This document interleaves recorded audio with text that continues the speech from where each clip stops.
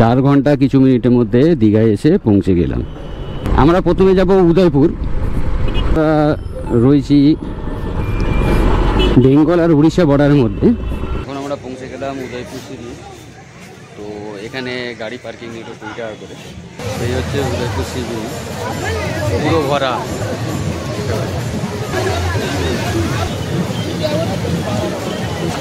এখানে উদয়পুরে সি বিচে ঘুরে বেড়াচ্ছি, চারিদিকে সব রয়েছে। আর সাদা করা রয়েছে, যেখানে বসে আপনি এখানেও মাছের ব্যবস্থা আছে।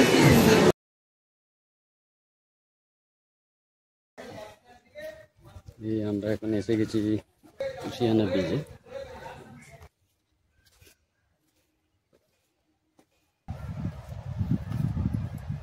দূরে উদয়পুর, এতক্ষণ আমরা উদয়পুরেই ছিলাম।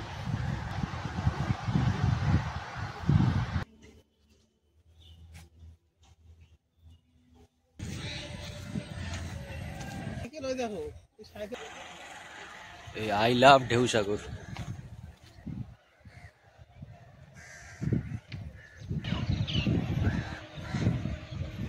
আমরা পৌঁছে গেলাম নিউ দীঘায়। নিউ দীঘায় গাড়ি পার্কিং করে চলুন একবার সমুদ্র পাড় থেকে ঘুরে আসি। তো পুরো ভাটা চলছে। মনসুনের সমুদ্র মনে হয় 1 কিলোমিটার দূরে, 1.5 কিলোমিটার দূরে। ভিড় দেখুন খালি, শুধু মাথা আর মাথা।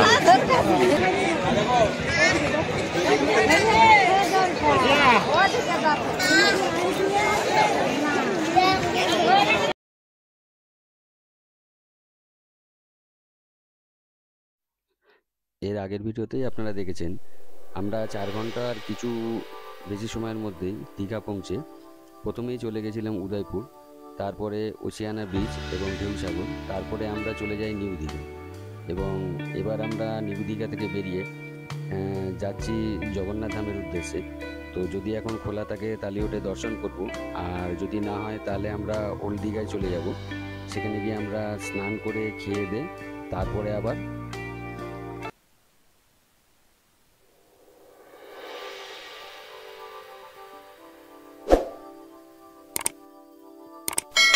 এখানে খোঁজ নিয়ে দেখলাম 3টের আগে মন্দির আর খুলবে না, তাই এখন আমরা ওল্ড দীঘায় চলে যাচ্ছি। যে আমরা ওল্ড দীঘায় পৌঁছে গেলাম গাড়িটা এখানে পার্ক করে।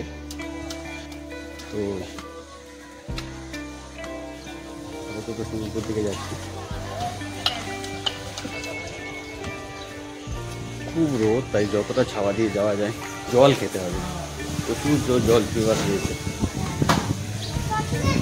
ঠান্ডা জল পাওয়া যাচ্ছিল না বলে নিইনি আমরা। দিচ্ছি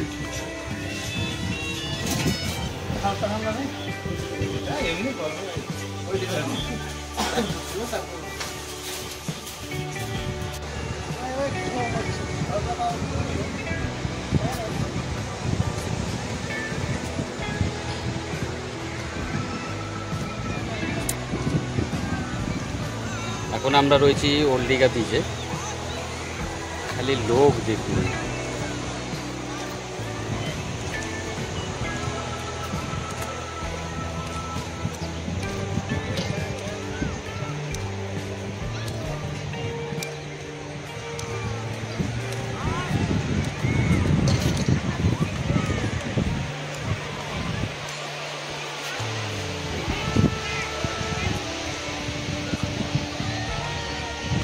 এখানেও ব্রিজের কাছে টয়লেট বাথরুমের ব্যবস্থা আছে। তবে আপাতত রাস্তার ধারে দোকানগুলো অধিকাংশই বন্ধ এখন দুপুর বেলা। আর এই যে দূরে এইটা দেখা যায়, জোয়ার যখন আসে এটা পুরো ঢেকে দেয় জলে। এখন এটা মাথা তুলে দাঁড়িয়ে আছে ভাটার জন্য।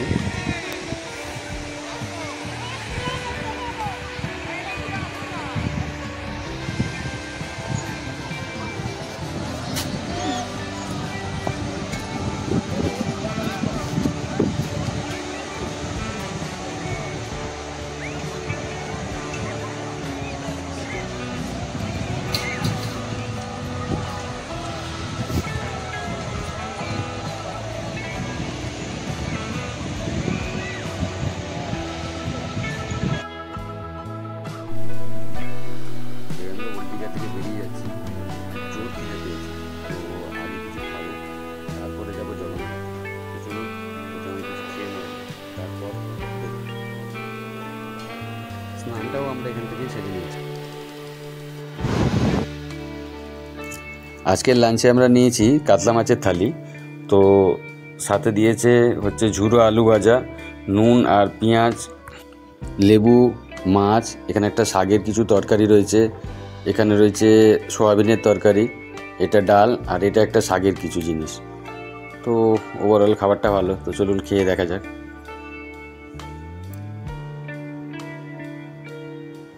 তো দেখি খেয়ে, ডালটাকে আগে ঢালি, তারপরে খেয়ে দেখি। তবে দেখে মনে হচ্ছে খাবার ঠিকই আছে। আমি যতবারই আসি সাধারণত এই হোটেলটা থেকেই খাই, কারণ এর খাবার কোয়ালিটি খুব ভালো হয়। হ্যাঁ, খুব ভালো আছে। এখন আমরা ভাত খেয়ে নিলাম হোটেল থেকে। তো কাতলা মাছের থালি খেলাম, আর পরে মানে একটা করে দই নেব, একটা জলের বোতল। তো দুজনার বিল হলো 375 টাকা। আর এখন আমরা যাব হচ্ছে জগন্নাথ মন্দিরের কাছাকাছি এসে গেছি। গাড়িটাকে পার্কিং করব, এই ডানাতে গাড়ি পার্কিংয়ের জায়গা, আর এটা একটা গেট করেছে মন্দির উপলক্ষে। তো দেখি গাড়ি কোথায় পার্কিং করা যায়। এই দিকে মনে হচ্ছে পার্কিং আছে।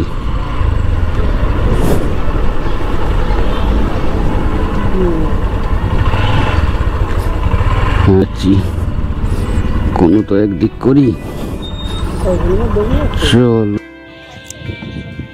আমরা কত ঢুকে গেছি দীঘা জগন্নাথ ধামে।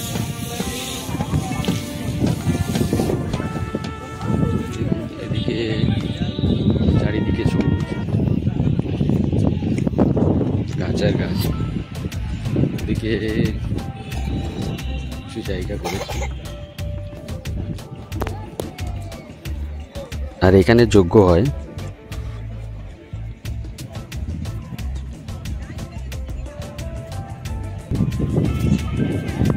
সূর্যটা কি লাগছে দেখুন, একদম মন্দিরের মাথা।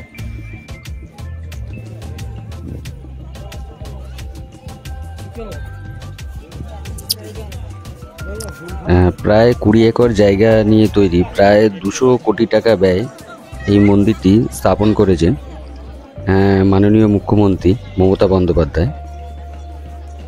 আর এর সমস্ত পাথরই রাজস্থান থেকে আনা হয়েছে।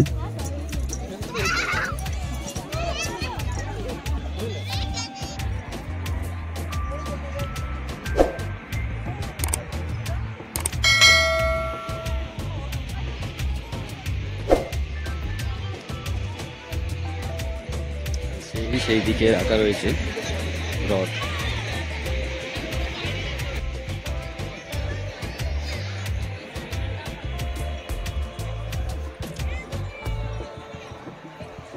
মন্দিরে ঢোকার সময় হেলমেট ও ক্যামেরা সমস্তটাই জমা রেখে আসতে হয়।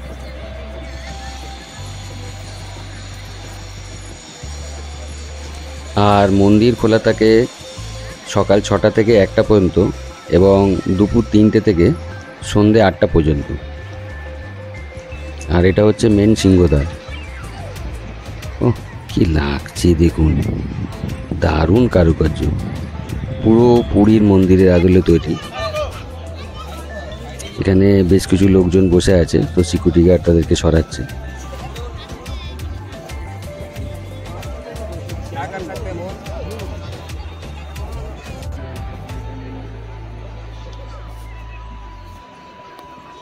আর ওই যে দূরে একটা পদ্ম পুকুর করেছে, তো এটা দেখতে খুব সুন্দর লাগছে। তো পদ্ম গাছও হয়ে রয়েছে, দারুণ লাগছে।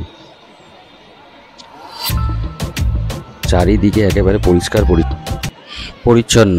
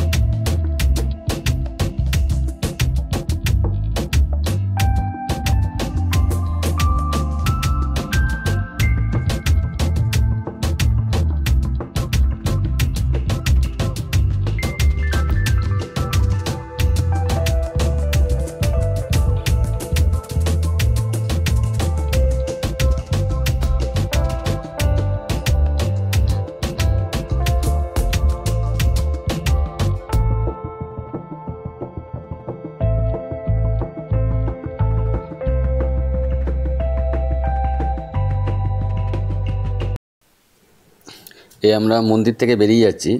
এবার এখান থেকে আমরা যাব দীঘা মোহনায়। তো চলুন যাওয়া যাক। তো মোহনা থেকে তারপরে আমরা দেখছি যদি সময় থাকে শঙ্করপুর যাব, না হলে ব্যাক করব। এই জগন্নাথ মন্দির থেকে আমরা মোহনায় এসে পৌঁছে গেছি। তো দেখুন মোহনার চারিদিকে কিরম মাছ বিক্রি হচ্ছে। তো চলুন মোহনাটা একবার ঘুরে দেখি।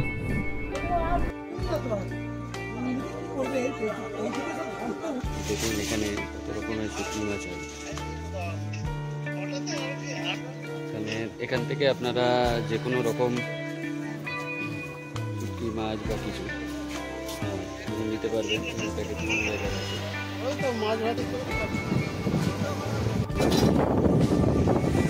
পেয়ারা শসা চলছে, চাপের দোকান কিছু আছে, চশমার দোকানও রয়েছে। এছাড়া কিছু কাঠের জিনিস বা বাচ্চাদের খেলনার জিনিসও রয়েছে। তো এরকম কিছু বাড়ির জন্য কিনে নিয়ে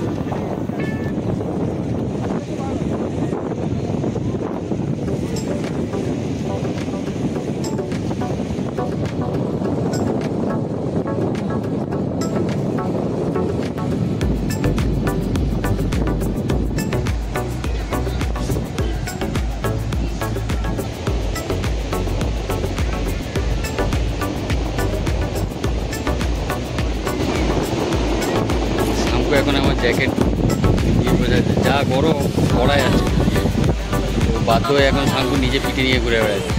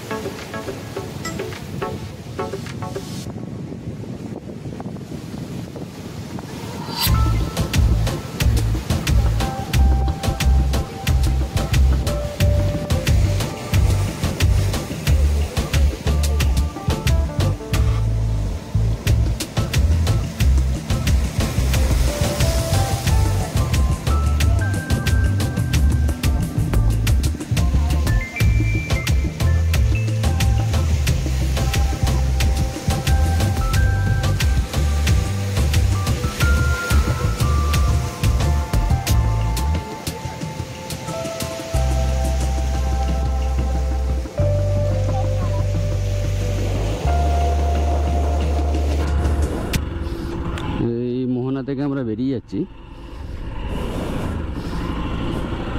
এখন বাজে 5:55। তো দেখি যদি সময় পাই তাহলে একবার শঙ্করপুরটা ঘুরে যাব ভাবছি, আর যদি না হয় তাহলে বাড়ির দিকে আগাবো। তো যাই হোক এখন আগানো যাক আগে।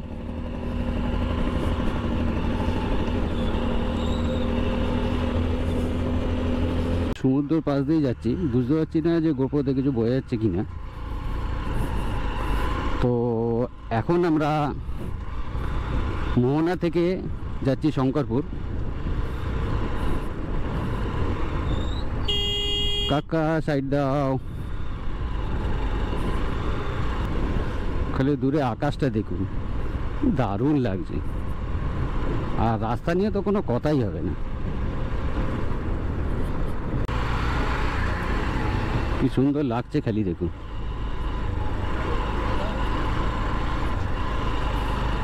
চলুন, রাস্তার ওপরে এসে পড়েছি। এখন আমি রয়েছি সৈকত সুন্দরী রোড, যেটা সমুদ্রের পাড় বরাবর তৈরি করা হয়েছে। তো সেই রোড দিয়ে এখন আমি শঙ্করপুর যাচ্ছি।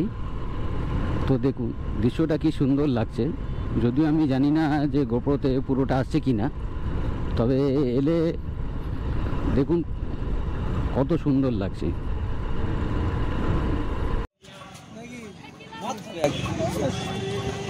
এই আমরা চলে এলাম শঙ্করপুরে।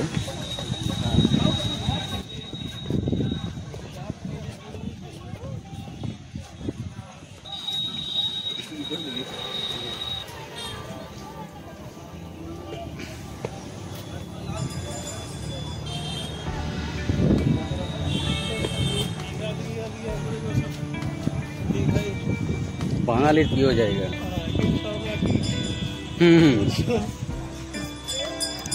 এখন শঙ্করপুরেও বাচ্চাদের চড়ার প্রচুর গাড়ি রয়েছে, এই দেখুন লাইট গাড়ি। হ্যাঁ, এইসব জায়গাগুলো অর্ধেক জায়গাগুলো ভালো এখন বললে হবে না, মানে অনেক বেটার।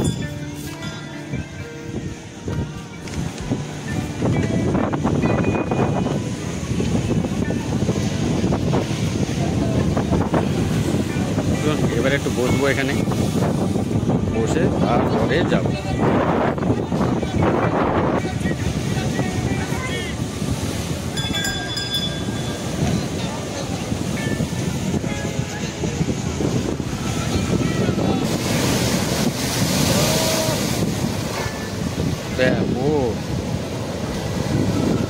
লাগছে না, আজ আবার পূর্ণিমা।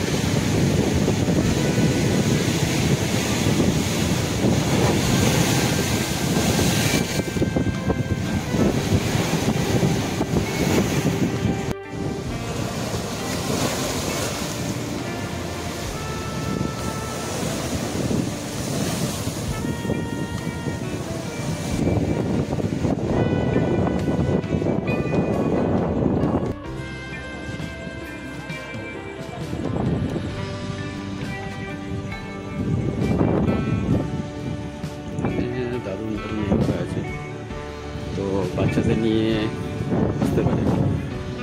তো আমরা যেহেতু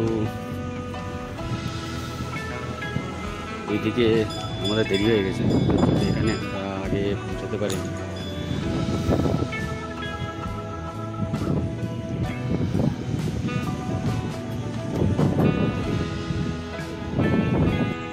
একটা জাহাজ করা রয়েছে, এখানে সে অনেকটা ব্যাঙের ছাতা মতন করে একটা করা আছে। এখানে একটা বসার জায়গা আছে, আর সেই হচ্ছে সমুদ্র। তবে শঙ্করপুর পুরো ফাঁকা।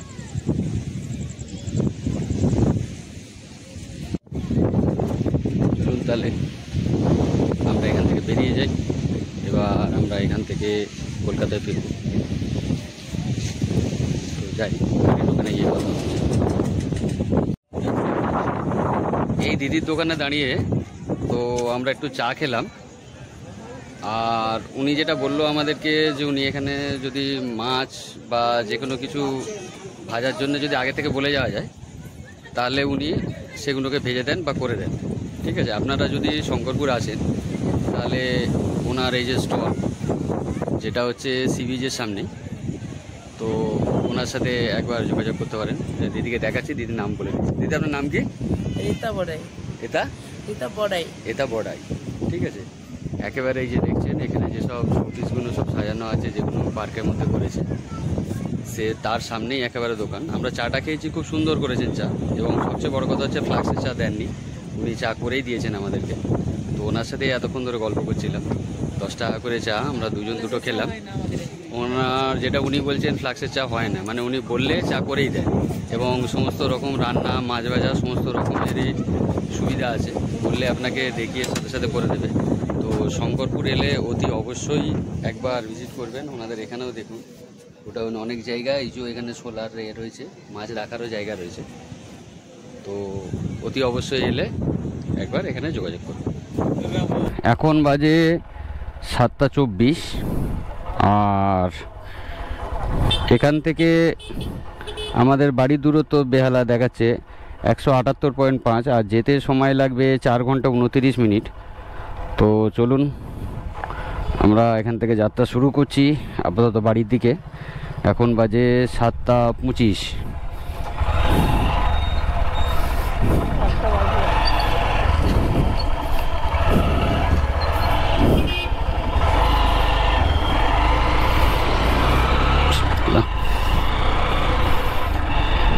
আমরা এগিয়ে চলেছি বাড়ির দিকে।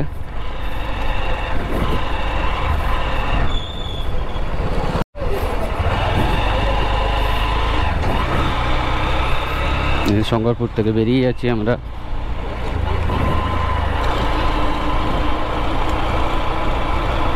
কলকাতা আর এখান থেকে 150 কিলোমিটার বাকি, আর এখন সময় হয়েছে 8:07।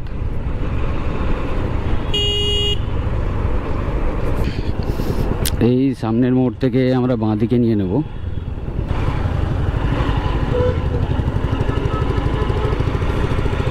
এই এখান থেকে আমরা বাঁ দিকে নিয়ে নিলাম।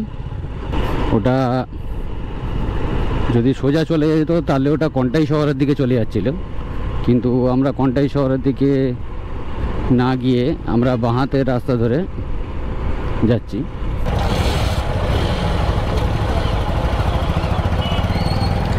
সিগন্যালেরও তোয়াক্কা নেই, আর হেলমেট তো পরার কোনো ব্যাপারই নেই। তো দেখতে পেয়েছি কিন্তু কাজ করিনি। ও তো উল্টো দিকে এমন এলে যেন মনে ওই ঠিক রোডে আছে, আমি হয়তো উল্টো রোডে আছি। আর কলকাতা এখান থেকে 130 কিলোমিটার বাকি। বাবা কি বাম্পার! একবারে 6টা-8টা, মানে ছোটোবেলা থেকে যে ঢেকুর চড়িনি সেটা পুরোটাই চড়িয়ে দিল। ঠিক আছে, কি হবে, ছোটোবেলার ইচ্ছাটা তো পূরণ হলো। কলকাতা এখান থেকে আর 109 কিলোমিটার বাকি। আর এই ব্রিজটা দেখছেন, এই ব্রিজে জাস্ট নিচ থেকে এই ডান হাতে যদি চলে যাওয়া যায় তাহলে এটা নন্দীগ্রাম চলে যাবে। আর আমরা এখন নন্দকুমারের দিকে যাচ্ছি। নন্দকুমার থেকে আমরা বাঁ হাতে নিয়ে নেব। এই ব্রিজের নিচে থেকে ওই যে সোজা রাস্তাটা যাচ্ছে ওটাই নন্দীগ্রামের দিকে যাচ্ছে। আর নন্দকুমার মোড়ে চলে এলাম। এই নন্দকুমার থেকে বাঁ হাতে ঘুরে গেলাম। এখন আমরা কোলাঘাটের দিকে যাচ্ছি। এখন ঘড়িতে সময় 9:43।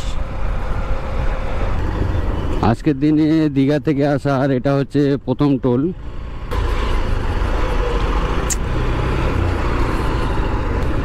ও কি লাইটিং করেছে, যেন মানে পুরো পুরো পুজো চলে এসছে। নতুন ফগ লাইটটা কিরকম কাজ করছে সেটা একটু দেখে রাখি, কারণ এই লাইটটা সবে প্রথম লাগিয়েছি। যদিও এই মোটর ব্লগিং সেকশনের সমস্ত জিনিসটাই এখন নতুন আমার কাছে। বাবা কি হারে জল ফেলছে, পুরো রাস্তা জলে জলমগ্ন করে দিয়ে চলে গেল, এখনো ফেলছে।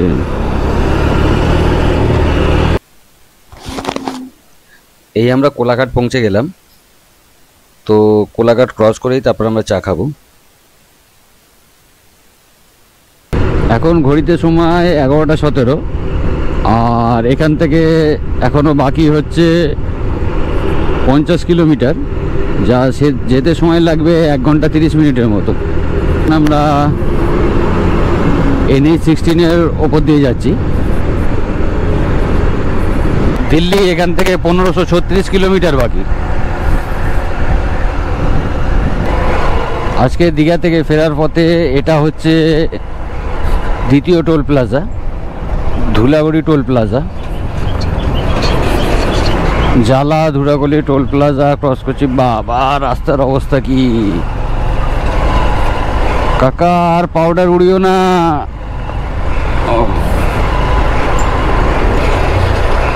বাবা আগে রাস্তা দেখুন।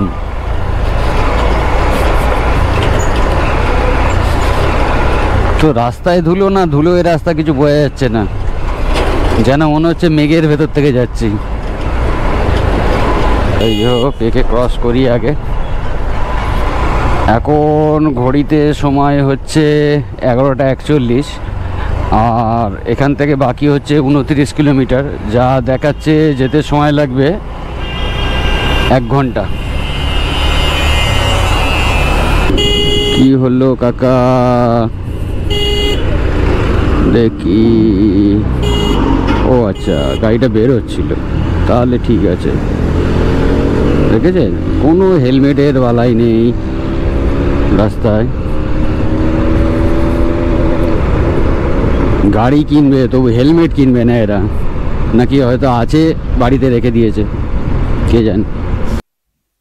এই দেখতে দেখতে পৌঁছে গেলাম দ্বিতীয় হুগলি সেতুতে।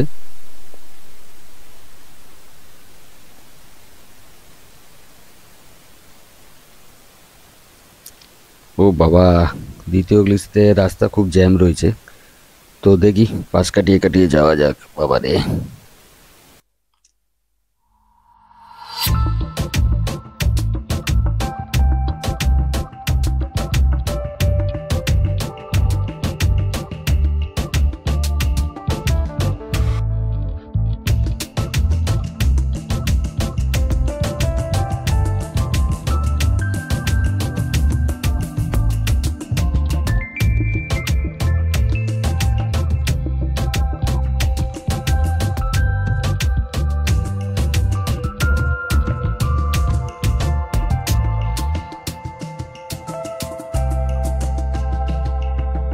কিছুক্ষণ আগেই আমরা দীঘা থেকে এসে ফিরলাম। তো আজকের মোটামুটি দ্বিতীয় হুগলি সেতুতে খুব জ্যাম ছিল। তো যেটা ভয় পেয়েছিলাম সাঁতরাগাছিতে, সেরকম একটা খুব প্রবলেম হয়নি। সাঁতরাগাছি মোটামুটি খালিই ছিল। আজকে ট্যুরে আমাদের যা খরচা হয়েছে তা হলো মোটামুটি আমরা তেল ভরেছি 620 টাকা, আর টোটাল চা খেয়েছি আমরা 3বার। একবার কোলাঘাটে যাবার সময় চা খেয়েছিলাম, আর একবার শঙ্করপুরে চা খেয়েছি, আর একবার হচ্ছে আমরা রিপিট একবার কোলাঘাটে চা খেয়েছি এ করে। তো চা বাবদ আমাদের দুজনের খরচা হয়েছে 60 টাকা। জলের বোতল কেনা হয়েছিল 60 টাকা দিয়ে।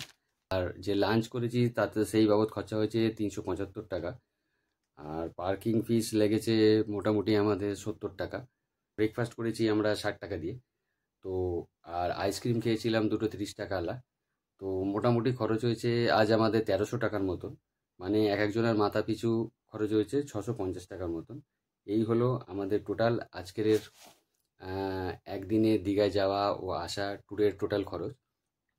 তো ভিডিওটা যদি ভালো লেগে থাকে তাহলে প্লিজ লাইক করে দেবেন, আর চ্যানেলটাকে সাবস্ক্রাইব করে দেবেন। সবার একটি নতুন জায়গা নিয়ে আবার একটি নতুন ব্লগে। ততক্ষণের জন্যে টাটা, গুড নাইট।